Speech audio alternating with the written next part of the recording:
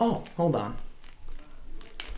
I know a way to make this drink taste so much better.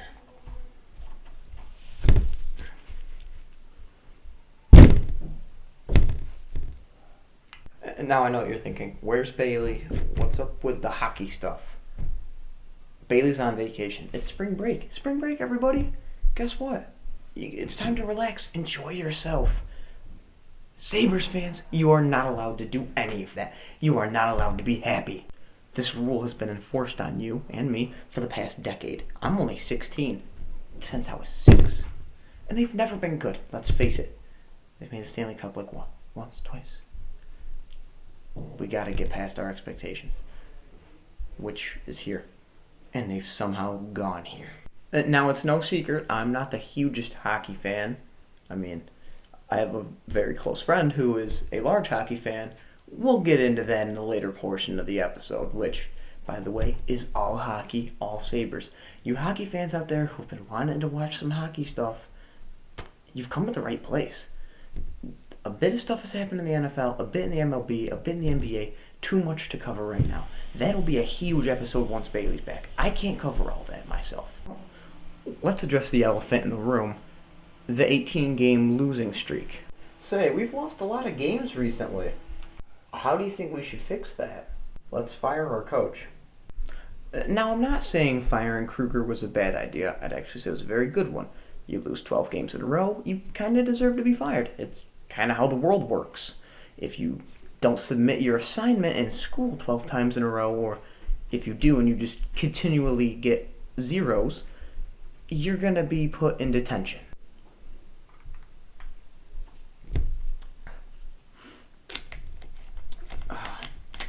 It's a shame that this Sprite now tastes bad because of this. Out goes Kruger, in comes Granado. What has Granado done? I don't want to talk about it. Let's just say that the loss to the Flyers yesterday, humiliating. That's the only word you can use.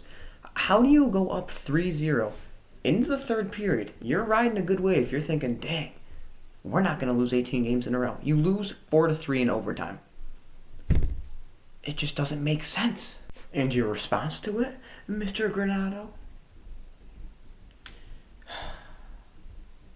It's not a conditioning issue anymore. Well, no kidding, it's because no one wants to play for this team. Speaking of which, there's no way Taylor Hall comes back to this team next year. Absolutely no chance. He's already on the trade block. Why would you do that?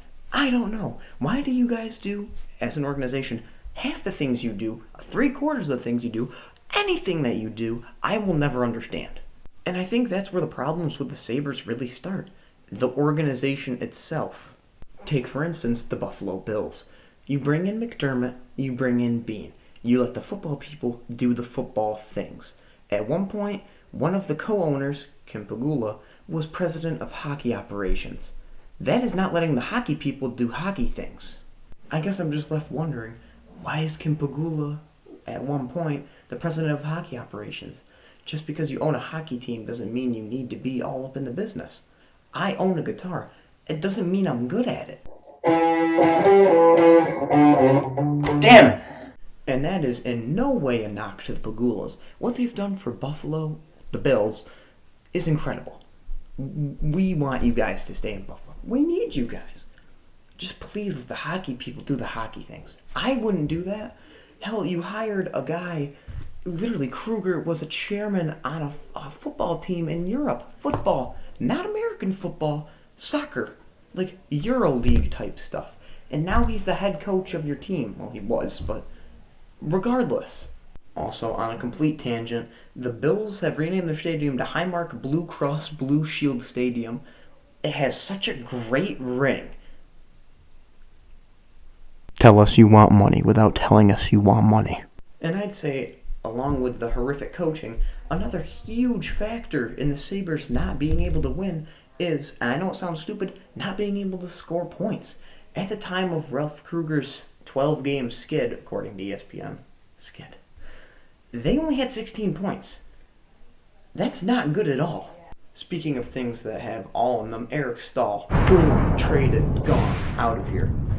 And like I said, Taylor Hall on the trading block, most likely gone from that, hopefully, because he's going to sign somewhere else if he doesn't. Why would you sign back with a team that is going to be, I'm making a claim here, going to be the worst team in hockey history? Ever.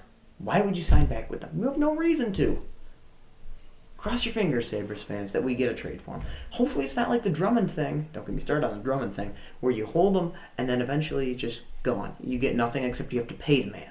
I just still can't believe they lost to the Flyers.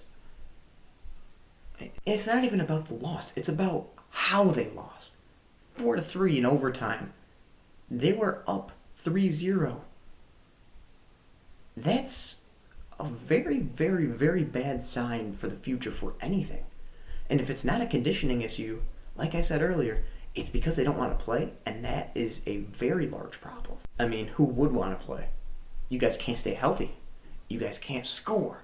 You can't find a long-term coach. I'm going to start listing off some statistics for you guys. This is not going to be a jump cutty type thing. We're actually trying a new type of thing here. I guess this will be for the solo episodes. Jack Eichel, our godsend, our Lord and Savior Jack Eichel, enters the league 2015-2016. What a year for the Sabres. Eichel gets 56 points on the year as a rookie. The Sabres go 35-36. Respectable considering what they're at right now, but we'll get to that later. 2016-17, 57 points. Wonder what the Sabres record was. 33-37. You're going to start seeing a trend here. All right, now on to 2017-18. How many points did Mr. Eichel have? Well, he had 64. Productivity is skyrocketing. He's a pretty good player. Wonder what the Sabres record was. 25-45. That's pretty terrible. 18-19. Wow, 82 points. That's an 18-point increase from last season. That's really good. I wonder how the Sabres did. 33-39. Okay, so you see where this is going, but it keeps going. 2019-2020, shortened season, 78 points. That is incredible. Actually, it was not a shortened season, but it was still all the more incredible. 30-31. It was a shortened season. And then now this year, 18 points. Wonder how the Sabres are. 6-23. It seems like it's hard to lose that much. It just seems hard to literally not be able to win a game, let alone 18 in a row. That's ridiculous. But to lose 23 out of your 34 games, what? And of course, Buffalo's not going to make the playoffs this year, which means they will be matching the NHL record for most years not appearing in the playoffs. That would be 10 years. 10 years ago, it was 2011. 2011, Mike Trout was a rookie. Josh Allen was probably still in high school. And for Eichel, I just feel bad. We draft him a nice defenseman in Rasmus Dahlin, and Dahlin cannot stay, he can't stay healthy. And when he's healthy, all he does is right to the other side. Just can't, his control is not good. It's not there. And it's not working. It's not working. And to close this out, I'm just going to tell you everything that's wrong with the Sabres from an avid hockey fan and player's point of view. Ladies and gentlemen, the monologue of Zach Eschberger. Well, my opinion on the Sabres is that they have no grinders. A grinder there being someone like Justin Zimmer. Paid on the low, still gets the job done. The organization is too focused on signing streaky players like Skinner. Instead, they need to focus on finding cheaper options that are willing to do the dirty work and feed players like Eichel and Taylor Hall. That's absolutely true. You can't keep paying guys to come on the team for 1 year, produce like a fraction of what you need them to, and then leave, and they just take your money. That's literally what guys like Skinner do. That's not a knock on Jeff Skinner. Very good player, but this season has been nothing short of disappointing for him. Every other team in the league has some grinders, and the most successful teams have the most grinders. Players willing to do the dirty work to win puck battles and beat the opposing team to lose pucks. That's where the conditioning thing kind of comes into play. Yes, if you have those grinders, you can sub them in and they can go get the puck, and you can keep your other guys on the other lines healthy and ready.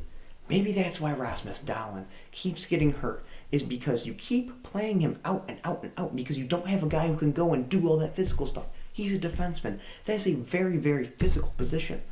If you don't have guys who can come in and sacrifice, he's going to continue getting hurt and he's going to be a bust. These players usually don't receive much recognition, but in my opinion, these are the most valuable players to any team. Zach, I couldn't agree with you more, buddy. And you really think the Bills would have made it as far as they did if they didn't have a guy like Ike Bucker or Harrison Phillips or any of those types of guys? A grinder is that type of guy. Gets in there, does the dirty work like Zach said, is willing to put his body on the line to make the team win. The Sabres just don't have that gusto. They don't have that pride. None of them want to be there either. It's hard to win games with a team of players who don't want to be there. And it's apparent. It's very obvious. And I don't blame them. 18-game losing streak. That is horrific. It's not good. And it needs a fast change. Because the rebuild was supposed to be when Eichel was drafted, when Dahlin was drafted, when we signed Taylor Hall. This rebuild was supposed to be a while ago. But it's just starting? It's too late. It's too late. They need to start changing how the organization is run. You need a competent head coach. You need to make Jack Eichel want to stay here. He's your franchise player. If he leaves, it's all done. It's all over. You might even break your own record for being the worst team in NHL history. Well, that's all I got for you guys today. Hopefully you guys enjoyed the hockey special, the Sabres special, Sabres Sadness, Sabres Saga. I don't know what I'll name the video yet, but we'll figure it out. Special thanks to Zach Eschberger for the monologue. That was very nice, very epic. And, I guess while I'm hearing this end thing, I miss Ryan Miller. I miss him. Also, I guess hockey cards are kind of cool. Look, I got Wayne Gretzky rookie. But yeah, if you guys want to see some more hockey stuff, let me know. If you want to see some more of this type of editing, let me know. Because spring break's kind of boring when your show partner's out in Florida doing fun things. And you get to play Xbox. Stay safe and stay epic.